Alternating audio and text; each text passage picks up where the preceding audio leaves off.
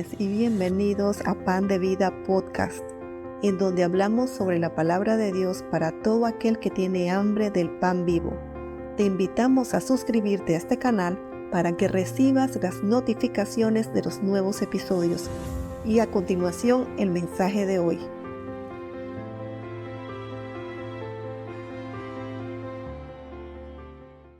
Que la gracia y la misericordia del Señor sean sobre cada uno de nosotros.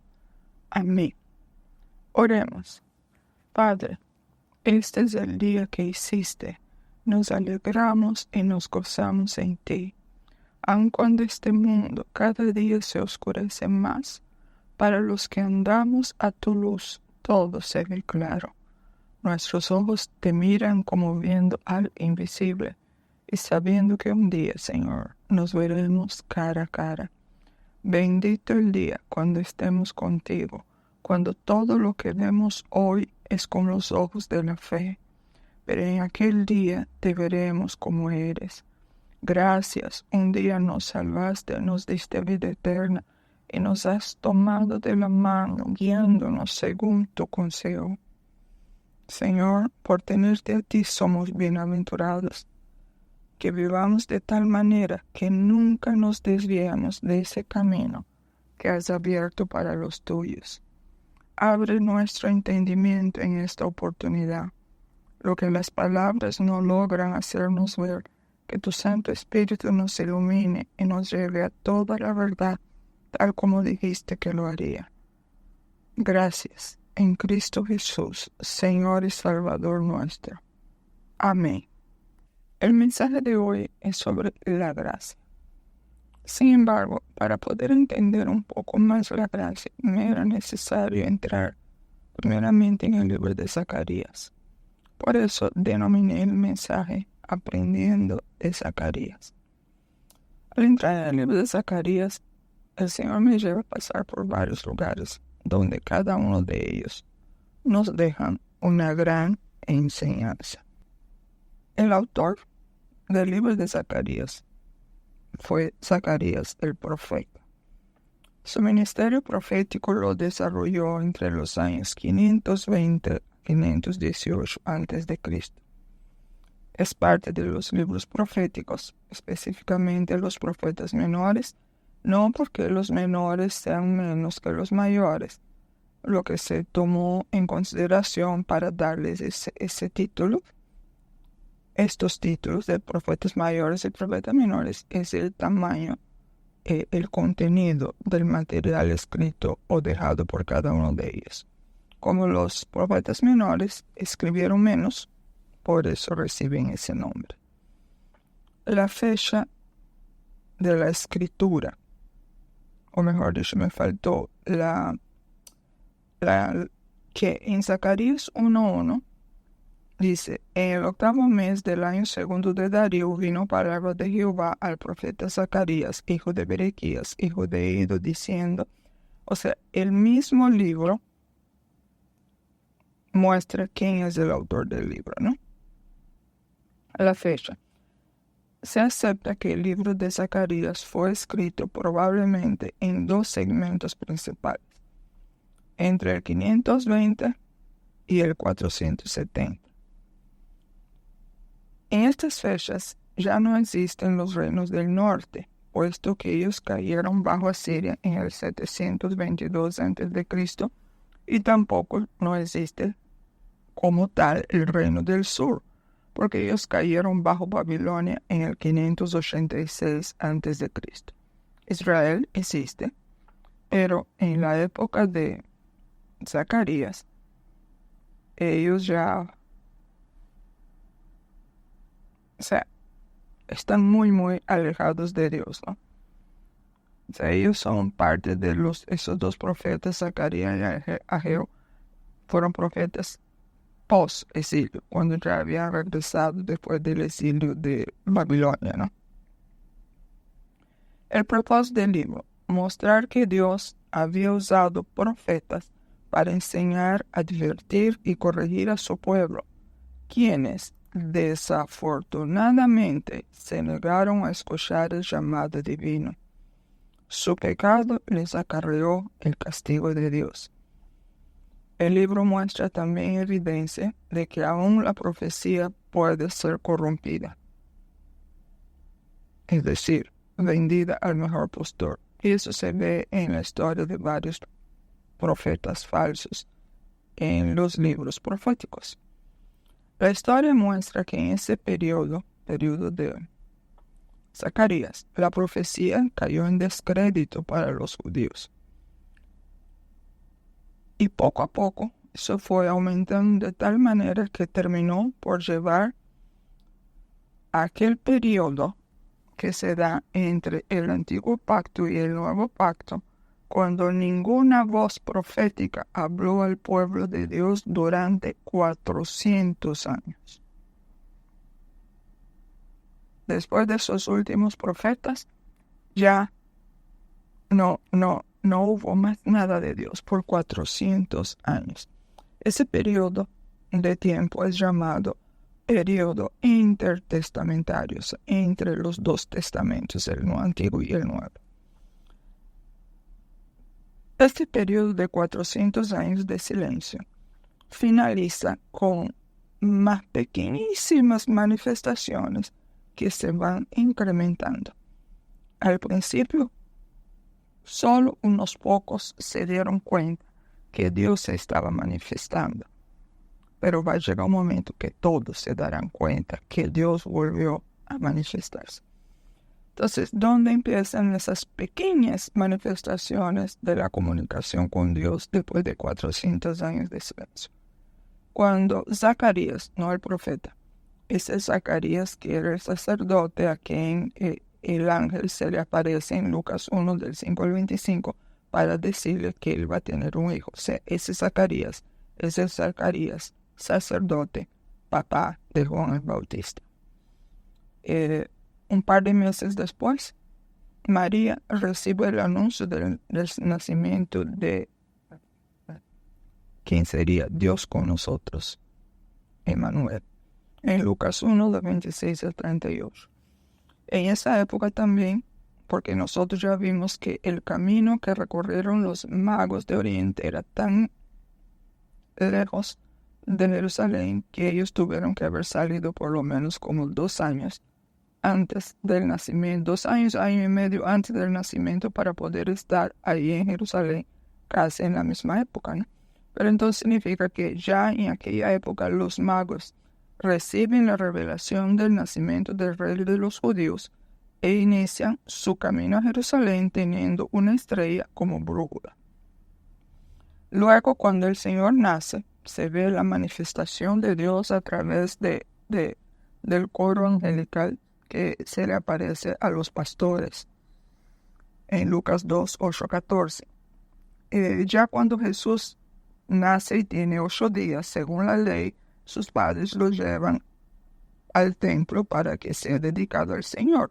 Y ahí se encuentran con Simeón y Ana, la profetisa, que testifican que aquel niño es el Mesías. Lucas 2, del 27 al 32, del 36 al 38. Y luego ocurre, aquí sí, todos esos ejemplos que les di son muy particulares. Solo un grupito de personas estuvo presente.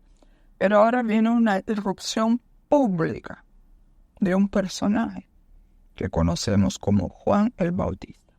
O sea, en ese momento Juan el Bautista emerge y está ahora en el escenario profético judío. Después de 400 años de silencio. Y la palabra dice, eso está en Lucas 3, del 2 al 17, que él tiene una revelación de Dios estando en el desierto. Dios le habla, que ya era su tiempo de iniciar su vida pública. Y él va como el precursor del Mesías. Y finalmente Dios, después de enviar tantos mensajeros suyos a través de los siglos, envía a su propio Hijo.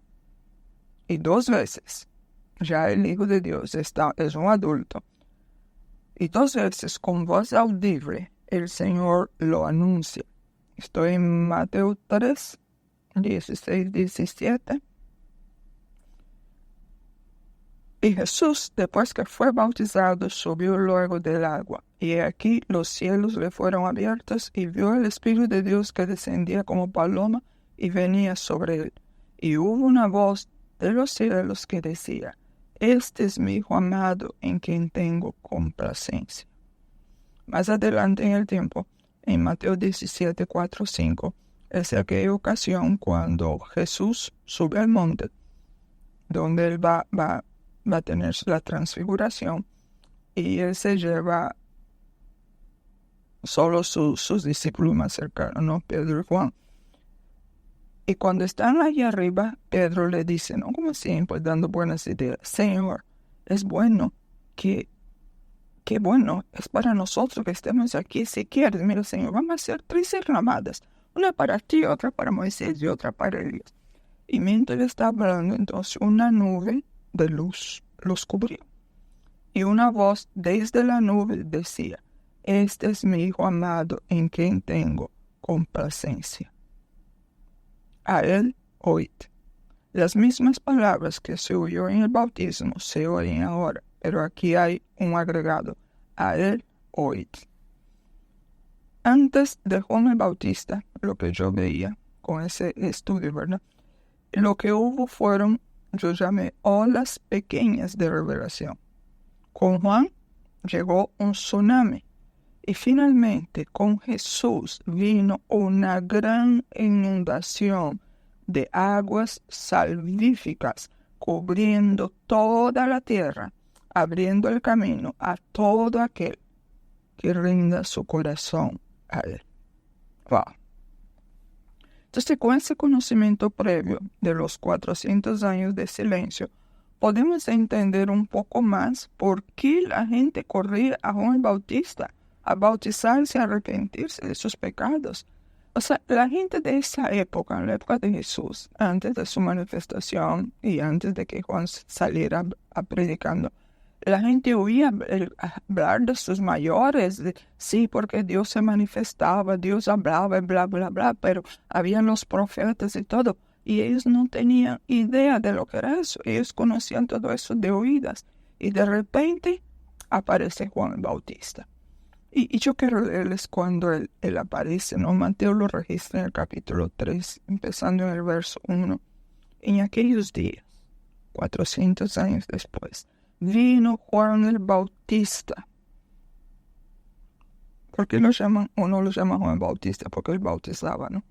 Predicando en el desierto de Judea y diciendo: Arrepentíos, porque el reino de los cielos se ha acercado. Pues este es aquel de quien habló el profeta Isaías cuando dijo: Voz del que clama en el desierto, preparad el camino del Señor, enderezad sus sendas. Fíjense en eso. Juan el Bautista estaba convencido y seguro que él era el que cumpliría la promesa o la palabra profética de Isaías allá en el pasado. Él tenía conciencia de eso. Wow, imagínense una persona que tenga conciencia que desde ahí atrás, porque Juan Bautista, obviamente, como hijo de un sacerdote, él conocería muy bien las escrituras, había una promesa. Y de repente, quién sabe, eso es una conjetura, ¿no? Él está hablando con el Señor y el Señor le dice: tú eres ese hombre. ¡Wow! Porque para hablar con esa seguridad, él tenía que estar muy, muy seguro, ¿verdad? Y Juan estaba vestido de pelo de camello y tenía un cinto de cuero alrededor de sus lomos. Y su comida eran langostas y miel silvestre. Y salía a Jerusalén. Y toda Judea y toda la provincia de alrededor del Jordán.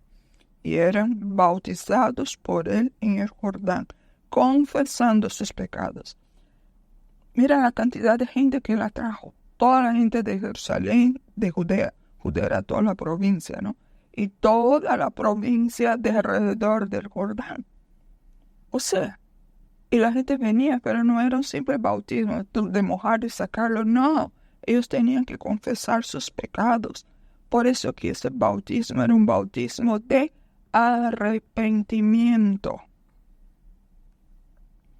Y él confrontaba a los fariseos y a los saduceos, que les decía: generación de víboras, que os enseñó a oír de la ira venidera. Hagan frutos dignos de arrepentimiento. Y no piensen decir dentro de ustedes mismos: Abraham tenemos por padre.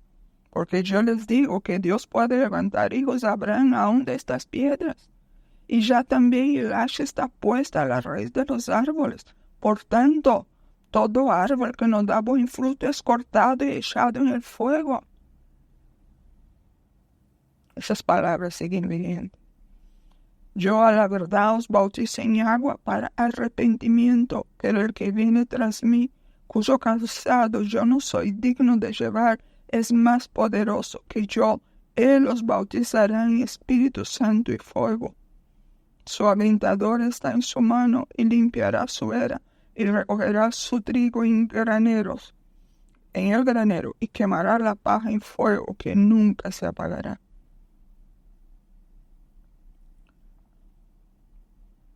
Juan el Bautista fue todo un personaje.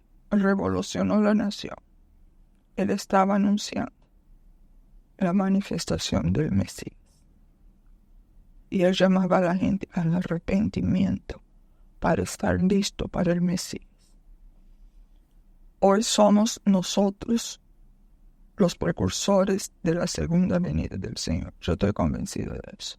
La iglesia es la precursora de la segunda venida del Señor, así como Juan el Bautista fue el precursor de la primera venida. Estamos anunciando su pronta venida y estamos anunciando la urgente necesidad de arrepentimiento.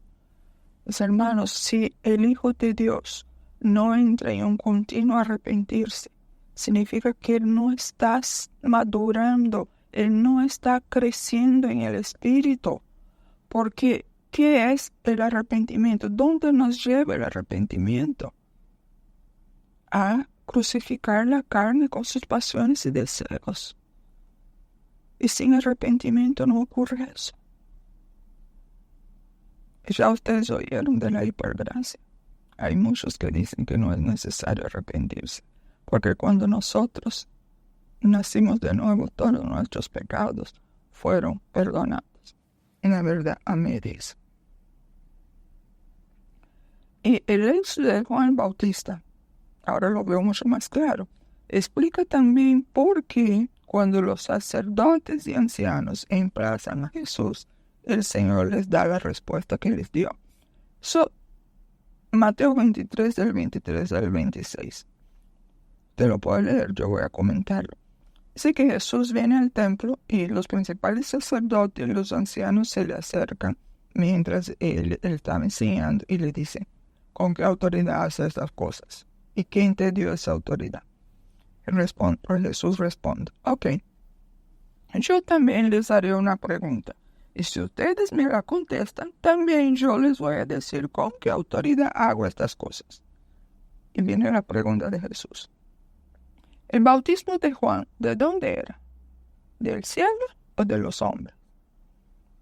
Entonces los que lo estaban cuestionando discutían entre sí y decían: wow, si decimos del cielo nos dirá: ¿por qué pues no le creísteis? Y si decimos de los hombres, tememos al pueblo, porque todos tienen a Juan por profeta. Bueno, ese verso es para comentar mucho, porque hay muchas cosas aquí importantes en el momento. Pero fíjense, porque todos tienen a Juan por profeta, entiéndase, todos, ellos no. Ellos no tienen a Juan como profeta, pero el pueblo sí. Por eso, porque Juan surge después de 400 años de silencio y el pueblo sí lo recibió, mientras que los opuestos, sabios entendidos de la palabra de Dios, no lo pudieron reconocer. ¿Por qué? Porque realmente esa gente tenía un conocimiento que les entró de afuera hacia adentro. No era un conocimiento revelado. Por otro lado, yo veía como algo muy curioso la relación entre los 400 años de Egipto y los 400 años de silencio del periodo intertestamentario. Al final de los 400 años de esclavitud en Egipto, Dios les envió un libertador, Moisés. Al final de los 400 años de silencio en Israel, Dios envía el gran libertador y salvador del mundo, Jesucristo, el Mesías prometido. Y de aquí yo saco 2 consejos. No descuidemos las profecías bíblicas.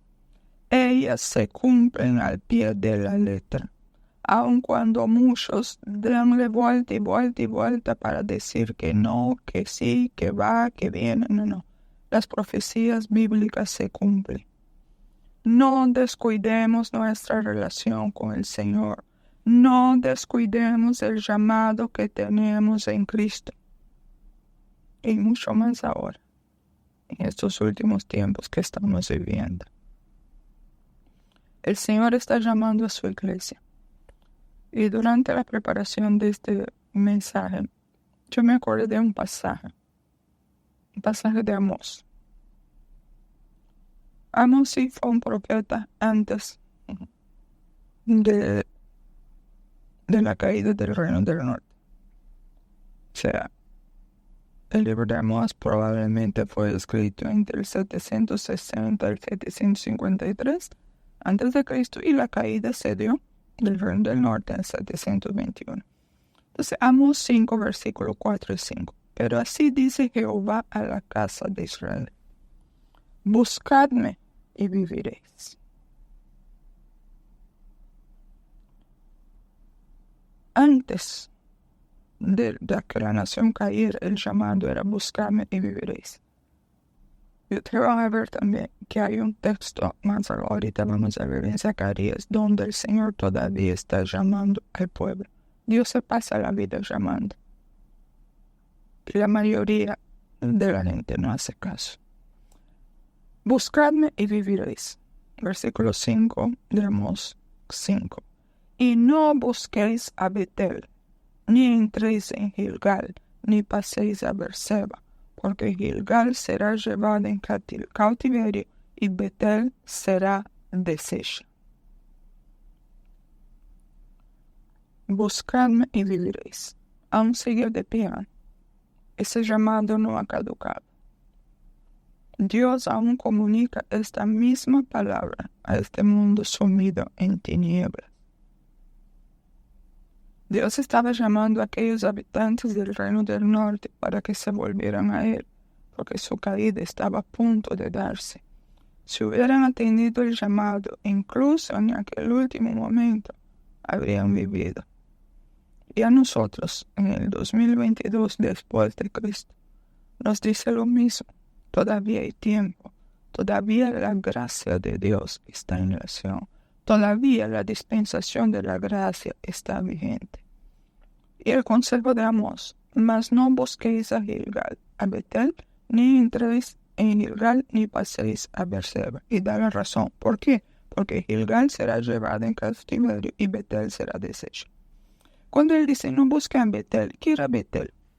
Betel era la ciudad donde Jeroboam, que fue el primer rey del Reino del Norte, instaló uno de los 2 becerros de oro que terminaron por desviar totalmente al pueblo de Dios de las otras 10 tribus, excepto Judá y Benjamín, que quedaron allá en Jerusalén. Y de aquí donde viene el consejo, mis hermanos. No busquen ningún becerro de oro de este mundo. Entiéndanse, falsos dioses que dan sensación de seguridad a la gente. Cuidado con hacer del trabajo un falso Dios. Cuidado con hacer del dinero un falso Dios. Porque los falsos dioses dan sensación de seguridad. Pero toda falsa seguridad será deshecha. Nunca busquemos en Betel. Betel será deshecha. El que tenga oído, que oiga. El profeta también les dijo que no entraran en Gilgal. Gilgal fue el lugar donde el pueblo de Israel acampó después de cruzar el río Jordán con Josué cuando entraron por primera vez en la tierra prometida. Allí instalaron el tabernáculo y fue desde este lugar que organizaron su marcha contra la ciudad de Jericó. Por eso ese lugar se convirtió en aquel tiempo en un lugar sagrado, lugar donde Dios preparó a su pueblo para una tremenda victoria y para tomar posesión de lo que él había prometido a Abraham, Isaac y Jacob. Pasa el tiempo y estos lugares sagrados, por su historia y significado, se convirtieron en lugares idolátricos. No busquen en Gilgal. Gilgal será llevado en cautiverio. No busquen lugares. Busque a Cristo. No busquen historia y significado. Busquen a Cristo. No busquen en los recuerdos del ayer del Evangelio de hoy. La palabra de Dios, Cristo, el Verbo de Dios, es agua que fluye cada día para su propio día. La provisión de Dios del agua y del pan es fresca. Todos los días el Señor está dispuesto a darnos de esa agua fresca y de ese pan fresco. Pero nosotros somos lo que no buscamos. El agua fresca y el pan fresco. No intentemos mantener nuestra fe en las vivencias del ayer. Necesitamos vivencias siempre frescas con el Señor.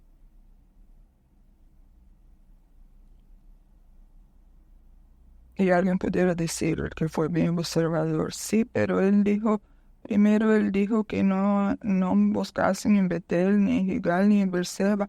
Pero cuando habla de lo que va a pasar, él solo menciona a Betel y a Gilgal. ¿Por qué no mencionó Berseba? Bueno, una buena pregunta. ¿Pero por qué? Porque Berseba pertenecía al reino del sur. Y el reino del sur caería más o menos 100 años más tarde. ¿Qué debemos aprender de este consejo de Amós? Cuando las cosas se pongan mal, no busquemos respuestas en ningún otro lugar, excepto en el Señor. Pasan los años, de los 750 antes de Cristo a los 520 de Cristo. El llamado sigue siendo el mismo. O sea, 750 el tiempo de Amós, el 520 el tiempo de Zacarías. Y aquí estoy en Zacarías 1:3. Diles pues, así ha dicho Jehová de los ejércitos, volveos a mí, dice Jehová de los ejércitos, y yo me volveré a vosotros. Ha dicho Jehová de los ejércitos. 2 llamados. Buscadme y viviréis. 750 antes de Cristo. No se volvieron, no buscaron a Dios, desaparecieron. 520 antes de Cristo. Vuélvanse a mí y yo me volveré a ustedes. Tampoco lo hicieron.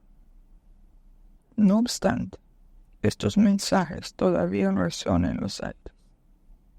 Pronto se cerrará la puerta y ya no habrá oportunidad para nadie más. Les menciono de Zacarías algunos versos claves. Zacarías 1:3, ya lo leímos. Zacarías 7:13, muy triste. Y aconteció que así como él llamó Dios y no escucharon, también ellos clamaron y yo no escuché, dice Jehová de los ejércitos.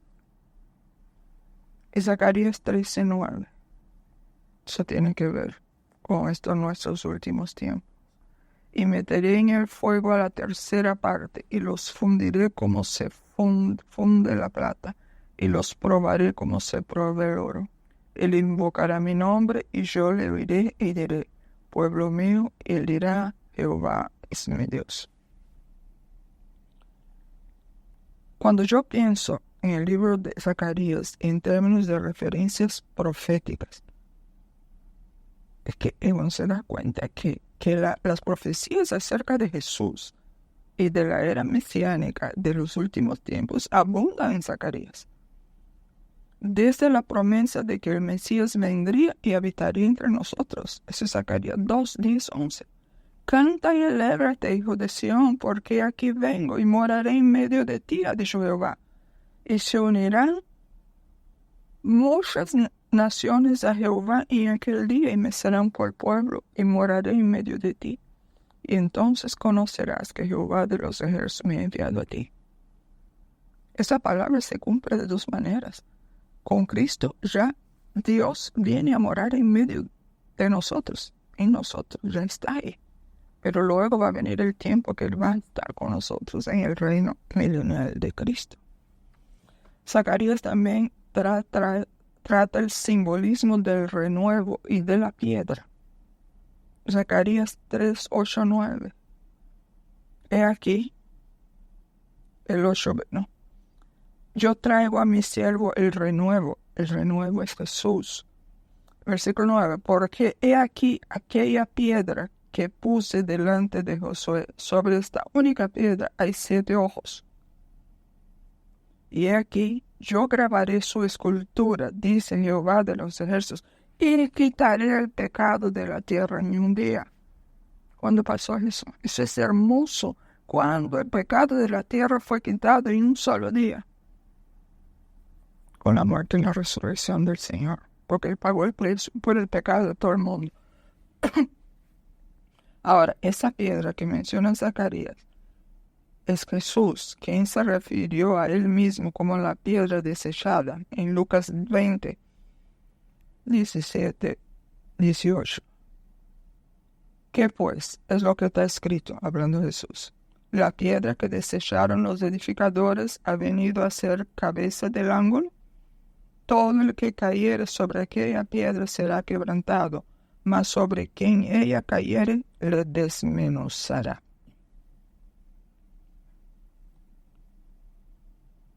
Zacarías 6, 12 y 13 también habla del renuevo y dice que Él va a edificar el templo de Jehová. Él edificará el templo de Jehová y Él llevará gloria y se sentará y dominará en su trono. Y me gusta mucho Zacarías 9:9. Alégrate mucho, hija de Sión, da voces de júbilo, hija de Jerusalén. He aquí tu rey vendrá a ti, justo y salvador, humilde, y cabalgando sobre un asno, sobre un pollino, hijo de asna. Cuando se cumple eso, en la semana anterior a su muerte, cuando Él entra, lo que nos llama la llamada triunfal a Jerusalén. Y también Zacarías menciona su segunda venida, donde aquellos que traspasaron al Señor lo mirarán y llorarán. Zacarías 12:10. Y derramaré sobre la casa de David, sobre los moradores de Jerusalén, espíritu de gracia y de oración. Y mirarán a mí, a quien traspasaron, y llorarán como se llora por hijo unigénito, afligiéndose por él como quien se aflige por el primogénito. Y en Juan 19:37, ahí dice, y también otra escritura dice, mirarán al que traspasaron. O sea, Juan se está refiriendo a la profecía de Zacarías.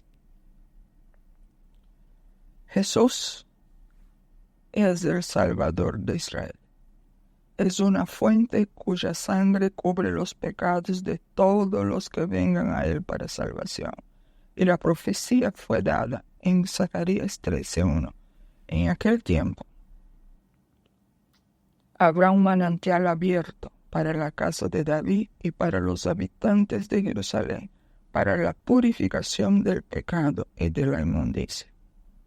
Y 1 de Juan 1:7. Pero si andamos en luz, como Él está en luz, tenemos comunión unos con otros. Y la sangre de Jesucristo, y aquí yo pongo entre paréntesis yo, es el manantial abierto prometido en Zacarías 13:1. La sangre de Jesús, el Hijo de Dios, que nos limpia de todo pecado. Bien, ese era un comentario sobre el libro, ¿no? Ahora, yo quiero enseñarme solamente lo que era realmente mi intención era llegar a ese punto. Pero yo no quería entrar ahí sin mencionar lo de atrás para que ustedes se pudieran ubicar bien en el momento, en el tiempo y quién era Zacarías. Estoy en Zacarías 11. Nosotros vamos a trabajar con unos versículos de ese capítulo. No a todo el capítulo, pero algunos. Del 1 al 3. Oh Líbano, abre tus puertas y consume el fuego tus cedros. Aúlla, aúlla, aúlla. Oh ciprés, porque el cedro cayó, porque los árboles magníficos son derribados. Aullá, encinas de Basán, porque el bosque espeso es derribado. Voz de aullido de pastores, porque su magnificencia. Otras versiones dicen, porque sus abundantes pastizales, sus ricas praderas, es asolada. Estruendo de rugidos de cachorros de leones, porque la gloria del Jordán es destruida. Oh Líbano, abre tus puertas. Ese breve poema, eso fue escrito en forma de poema, aunque en la Biblia, por lo menos en la Reina Valera, no se ve, pero fue un poema. Es un ejemplo de cómo los profetas del Antiguo Testamento utilizaban expresiones de la vida diaria para expresar su mensaje. El verbo aullar suele asociarse con desastres y especialmente con la muerte. A lo mejor por eso viene que dice que cuando un perro o un lobo aúlla es porque va a morir alguien. Eso se me ocurre ahora. Bueno, la gente dice eso, pero puede ser que viene desde allá atrás. Y este tipo de expresión, aullar, se utiliza a menudo en los pasajes proféticos de juicio como una manera gráfica de describir un desastre venidero. Yo le menciono unas citas, pero no vamos a leerlas, pero el que anota, después lo busca y se va a ver que esos profetas también mencionaron la palabra, el verbo aullar. Isaías 13:6, Isaías 14:31. Jeremías 25:34, Sofonías 1:11. Esos 4 pasajes de 3 profetas registran la palabra aullar. Volviendo al inicio del poema. Abre tus puertas. Cuando uno lee en Zacarías 10:1, empieza, pedid al Señor lluvia. Entonces, aquí dice un comentarista que ese abre tus puertas, o Líbano, ¿no? Es la contrapartida negativa de pedir al Señor lluvia. O sea, en el versículo 10 está hablando de la cercanía a Dios. Pero en el 11 es como el rechazo a Dios. Por lo cual, los que se niegan a pedir lluvia, entiéndase, el que se niega a pedir la bendición del Señor, acabarán teniendo que abrir sus puertas al fuego, es decir, al juicio. De modo que la imagen dominante en esos versos 1 y 2 son los árboles, cedros, ciprés, encinas, pero el poema no trata de ellos, sino de los pastores y los leones del versículo 3. Si los árboles representan el poder y arrogancia de las naciones, los pastores y leones representan a sus reyes y autoridades civiles y religiosas. Los cedros del Líbano a menudo se utilizan como símbolo de orgullo. Los pastores y leones del verso 3 señalan a los líderes que serán juzgados. Su entorno se destruirá y no podrán operar más. Los pastores y leones mencionados podrán ser también los malos líderes que surgirán en el intervalo entre el ahora del tiempo de Zacarías y el entonces de la venida final del reino de Dios. En el capítulo 10, Zacarías hace, vamos a decir, una descripción gloriosa de la futura restauración de Israel. Eso es obviamente al final de los tiempos. Pero aquí en el capítulo 11, Zacarías entonces está llevando a sus lectores a nuevamente considerar el presente en el cual los líderes de Israel son corruptos. Ahí entran reyes, sacerdotes y de todo, y están condenados a la perdición. Aquí es curioso, ¿no? Cuando uno busca información, algunos estudiosos dicen que esos versos del capítulo 11 de Zacarías está pintando el cuadro de la total destrucción del sistema judaico efectuado por el ejército romano en el año 70 después de Cristo. Por lo cual, este juicio profetizado por Zacarías viene al pueblo judío por haber rechazado a su buen pastor. Otros estudiosos, en cambio, entienden este pasaje como la destrucción de las naciones gentiles, es decir, la conclusión de un tema tratado en el capítulo 10. Para muchos, yo creo así, la profecía es dual.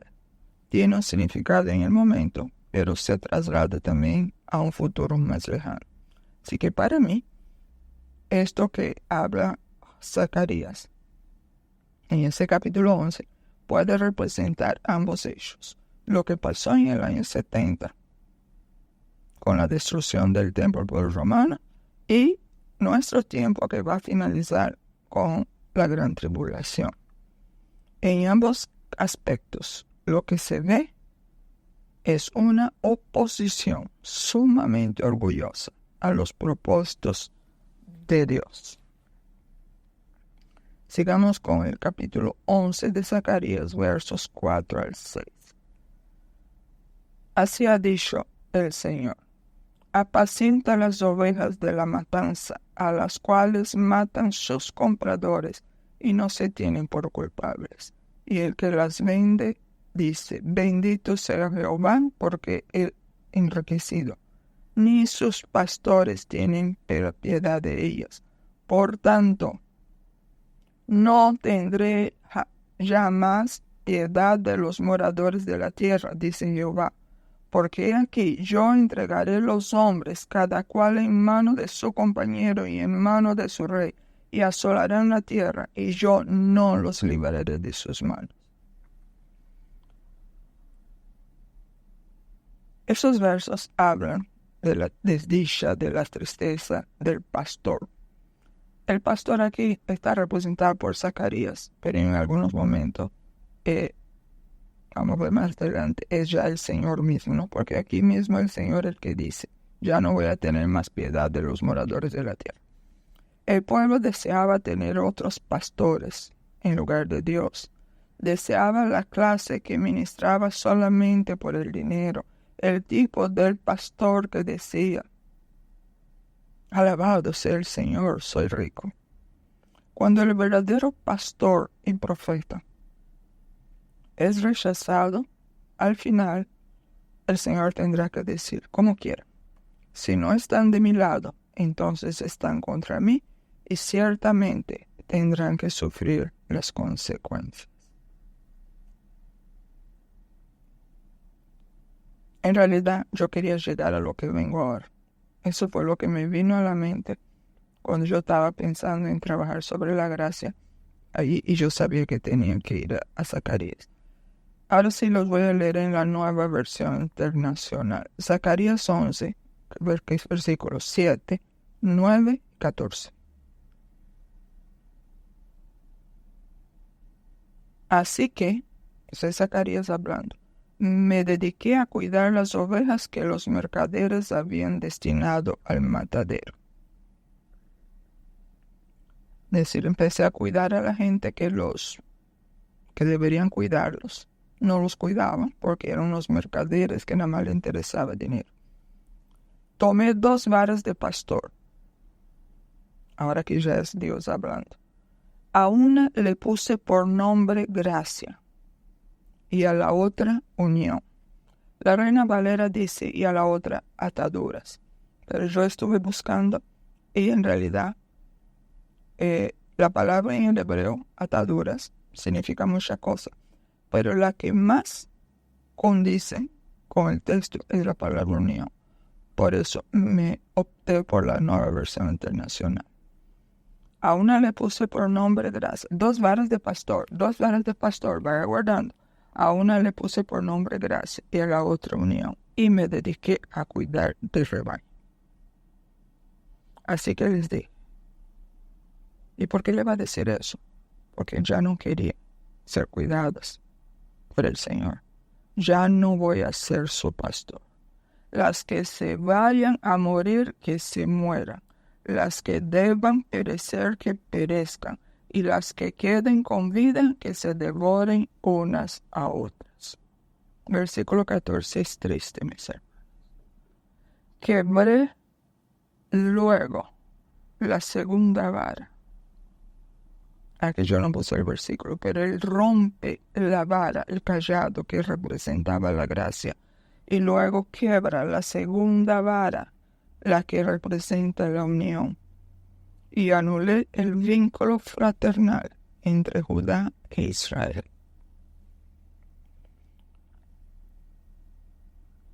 Acuérdese que en la época de Zacarías ya no existía Judá e Israel. En estos versículos hay una descripción simbólica y una personificación en los 2 callados, la gracia y la unión. Estos callados describen 2 aspectos de las bendiciones que el pueblo antiguo de Dios recibiría bajo el gobierno del buen pastor. Y por fin llegará también el tiempo cuando el Señor romperá los 2 callados, gracia y unión. La que se haya de morir, que se muera, y la que haya de desaparecer, que desaparezca. Este es el resultado, terrible resultado, pero inevitable, por haber abominado al pastor. Finalmente, el cayado llamado gracia fue quebrado, simbolizando así, hermano, escuchen eso, que Dios retirará su ofrecimiento misericordioso. ¿Se acuerdan que la gracia camina junto con la misericordia? La gracia es lo que no merecemos. Y la misericordia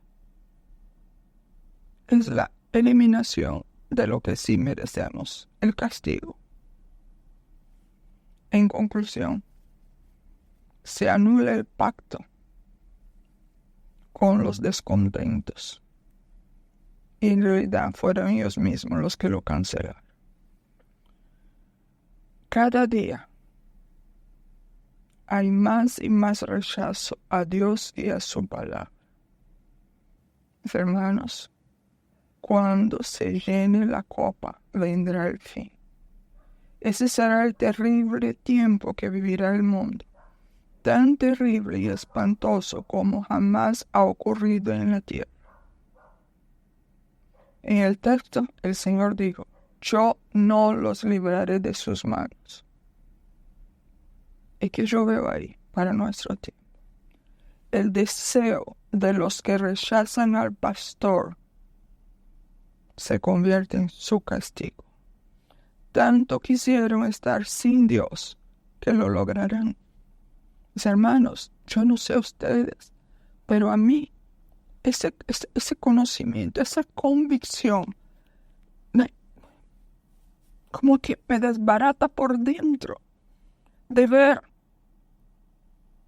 como la gracia que es tan preciosa para nosotros. ¿Por qué? Porque todavía estamos en el periodo de la gracia. Pero ese tiempo está prestes a finalizar.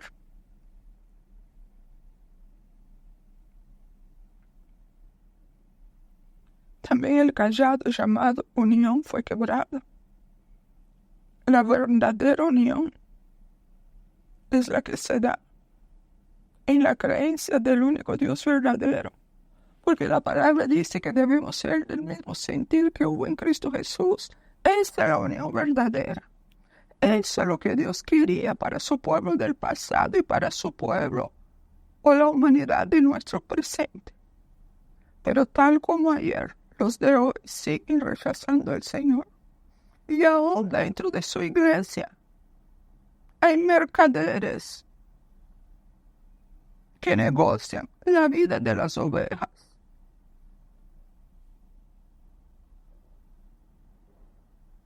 Donde no existe, entre comillas, Dios, no habrá unidad de ninguna clase. Es lo que vemos en el mundo de hoy. El diablo lo sabía. Él tenía que eliminar la presencia de Dios para que el hombre quedara a sus anchas. Pero lo triste, mis hermanos, es que en la supuesta iglesia de Dios hemos visto y lo seguimos viendo que esas cosas todavía se dan. Mucho pecado, mucho pecado. Días atrás yo oía un testimonio de un señor mayor, que así mayor como está, todos los días se mete en un bus, soy en Brasil, a predicar, a predicar, a predicar. Ese es su trabajo. Y un día tiene una experiencia muy desagradable, muy triste. Él sabe que él sale de su casa porque como que en lo que él está viendo o viviendo, sea lo que sea, el Señor le dice que vaya a predicar, que vaya a buscar el bus. Entonces él baja y él tiene que caminar como unos 300 metros, como en una carretera con un poco de asfalto, para poder llegar a donde es para el bus. Y él está caminando y de repente él ve que ya no hay asfalto. Lo que hay ahí es una lamazal, pero una lama, pero hedionda. Él dice, mira, si alguno aquí ha sentido dolor de un cuerpo humano cuando está en estado de putrefacción ya, bueno, eso era 1000 veces peor. Eso era horrible. Yo no podía caminar ahí. Y yo decía, Señor, yo no puedo caminar aquí, no puedo. Y el Señor decía, sí, y no puedo, Señor. Y de repente él camina y dice, como que se va hundiéndose, que ya la cosa es hedionda, le llegaba hasta la rodilla. Señor, yo no puedo. Entonces de repente él siente que ya entonces él está caminando sobre, pero ya no se hunde. Señor, ¿y eso qué es? ¿Qué significa? Bueno, la historia es más larga, pero ¿qué era al final? El Señor le decía a él, hermano, escuchen eso, y yo lo he creído, por eso lo estoy repitiendo. Yo estoy convencida de eso, pero no lo había visto como una figura así. Que esa lama hedionda, horrible, y que la gente caminaba y se ahogaba en ella. Es el pecado que cubre a este mundo. Así está ese mundo a los ojos de Dios. Eso es lo que ha traído la oscuridad. Pero esa oscuridad se va a poner más. Entonces, si yo uso esa figura, va a ser que en la época de la tribulación, o cuanto más, ya no va a llegar hasta la rodilla, sino va a seguir creciendo, creciendo, hasta que el hombre todo esté sumergido en ese mundo de basura, de muerte, de corrupción. Por eso Pablo decía, la carne produce corrupción. Eso fue lo que este hombre, un hijo de Dios, lo vivió. El pecado es corrupción, pero corrupción en el sentido literal, corrupción de la carne. Y yo solamente he visto el sentido de ratones muertos, yo no sé, de un cadáver. Pero es horrible. Eso produce un gas, por eso que el cuerpo al principio se hincha también. Y cuando ya eso se rompe, no hay quien aguante ese mal olor. Pero este hombre dice que eso era peor porque él sí conocía el olor. Entonces, ese es el olor, mis hermanos, que llega a Dios. ¿Y dónde está su iglesia? ¿Qué tipo de olor estás dando tú? Estoy dando yo. Nosotros tenemos que estar dando olor de flores, de perfume, de incienso grato a los ojos de Dios para compensar un poco ese olor horrible del mundo. Mis hermanos, despertemos. Estamos en el periodo de la gracia. Dios está ayuda en esta lucha contra la carne. Dios todavía nos ayuda abriendo nuestros ojos para mostrar las áreas malolientes que hay en nosotros. Porque todavía tenemos áreas malolientes. Necesitamos que la luz de Dios alumbre nuestro interior cada día más, para que podamos ver nuestra real condición, para que no seamos de los que mezclemos nuestro incienso con ese olor nauseabundo de obras de la carne, mis hermanos. El mundo ha querido lo que tiene hoy día, porque le ha dado la espalda a Dios. Y ese ha sido el plan de la élite dirigida por el infierno. Eliminar a Dios e implantar lo que quieren los hombres a fin de tenerlos a su merced. Y finalmente, la humanidad ha querido ser la única dueña de su destino, la que decide. ¿Quién es Dios para decirme a mí lo que tengo que hacer? Yo hago lo que yo quiero. Y yo pensaba en eso y decía, siempre han querido ser los únicos dueños de su destino. Mis hermanos, y lo lograrán, pero a un precio muy alto, en esta vida y en la otra. Cuando se cumpla la plenitud de los gentiles, Romanos 11:25, cuando la noche caiga y ya nadie pueda trabajar, Juan 9:4, cuando se complete el número de los muertos por amor a Cristo, Apocalipsis 6:11, la dispensación de la gracia finaliza. Ya no habrá en la tierra la gracia de Dios. Yo pienso que aun cuando el mundo está como está, debido a la gracia de Dios que opera en sus hijos, muchas cosas no se pueden dar en la tierra. ¿Por qué? Porque el Señor está viendo que todavía en medio de esa inmundicia sube de varios lugares un olor grato para Él. Él dice, ahí hay un hijo mío, ahí hay uno que está luchando la buena batalla, que está luchando por mantener su vestidura limpia, porque me ama a mí. Todavía tengo gente en la tierra. Sin embargo, cuando la gracia sea retirada, es cuando sucederán cosas espantosas, como nunca se dieron en el planeta. Jesús lo dijo. Mateo 24:21. Cuando la gracia sea retirada, lo describe el Señor, porque habrá entonces gran tribulación, cual no la ha habido desde el principio del mundo hasta ahora, ni la habrá. Nunca más habrá algo como eso. Nunca hubo y nunca más habrá. Pero sí ocurrirá. No haber gracia, mi hermano. Cuando la gracia es retirada, escuchen, eso significa ser abandonados por Dios.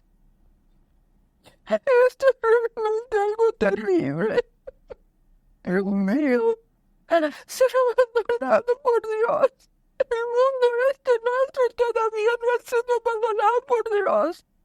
Porque todavía Dios tiene pueblo aquí, no ha sido abandonado por Dios. Ese día va a llegar, mis hermanos, ese día va a llegar.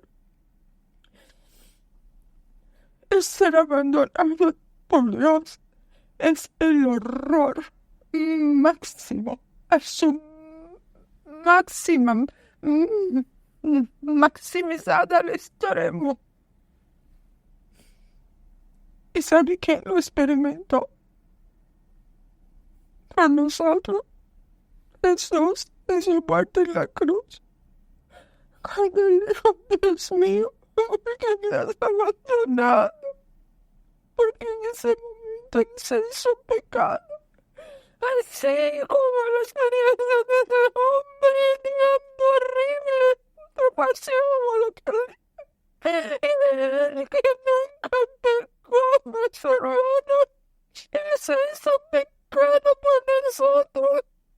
como todavía nosotros seguimos pecando. Dios mío, abre nuestros ojos, Señor, abre nuestros ojos. Solo tú, Señor, puedes abrir nuestros ojos. Solo tú puedes hacer que nosotros entendamos, Señor, lo que es el pecado delante de ti, Señor.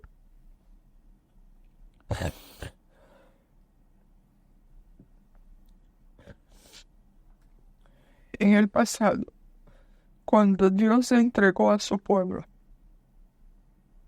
a aquello que escogieron, cuando le rechazaron a Él, eso produjo el romper del cayado de la gracia.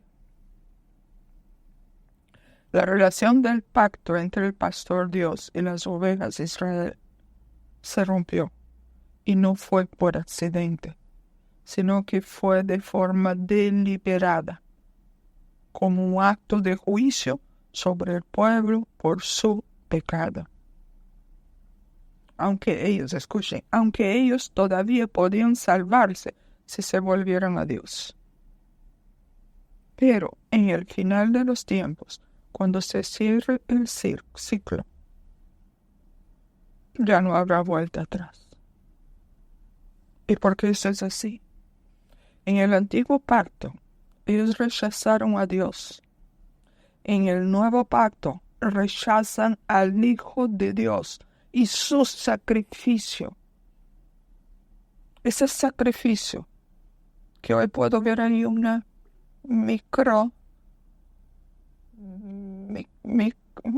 nano, pero mínimo en parte. Porque si en ese momento Jesús se sintió abandonado, ¿quién no habrá experimentado Dios Padre al ver su hijo así? Su hijo que era puro, limpio, cubierto de pecado. Nuestra mente no tiene capacidad de entender eso. Y por eso que ya no hay perdón para el que rechaza la gracia de Dios, para el que rechaza la salvación en Cristo. En el antiguo pacto sí había oportunidad todavía, porque Dios tenía un plan que se cumpliría, enunciado allá en Génesis, y se cumpliría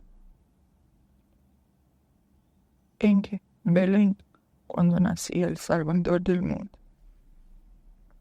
Y por eso es que ya no habrá perdón para los que rechazan el sacrificio de Cristo. Y este mundo va a vivir sin la gracia de Dios. Yo no sé si ustedes pueden ver el horror de todo eso.